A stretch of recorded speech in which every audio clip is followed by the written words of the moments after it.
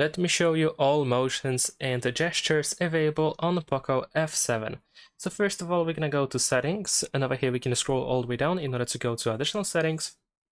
And after that we have gesture shortcuts.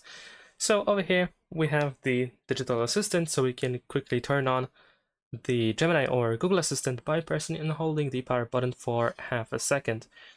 Then we have take a screenshot, so with 3 fingers we can swipe down in order to take a full screenshot, or you can press the power button and the volume down button. Both of these options can be disabled.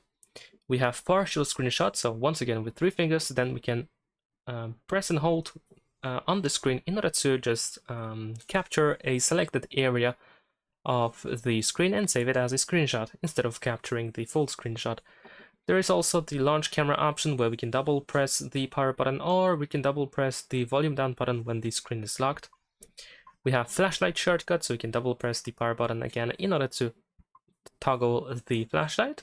We can customize the power off option, so we can either press volume up and the power button at the same time in order to activate the power menu, or you can press and hold the power button for half a second if the digital assistant is disabled, or for 3 seconds if it's enabled, if the digital assistant is enabled.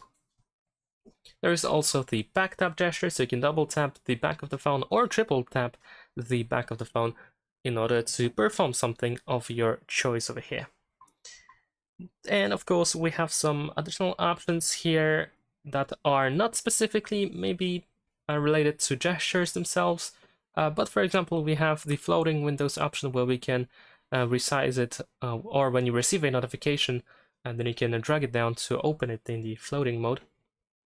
There is also the side toolbox which you can activate, and some other toolbox as well. And I think that's pretty much it. There is also the quick ball, of course, which is a small tool that is located over here on the right side, with some options that are fairly easy accessible anyway, and one-handed mode, of course. And besides that, I'm trying to think of if there is anything else that could be related to motions and gestures. And perhaps if we go to home screen and go to system navigation, then over here we have some additional shortcuts that we can assign if we use buttons. And if we use gestures instead, then we have this circle search, of course, on the navigation bar. But yeah, as you can see, that's pretty much it. These are all motions and the gestures available on this phone. Thanks for watching, leave a like and subscribe.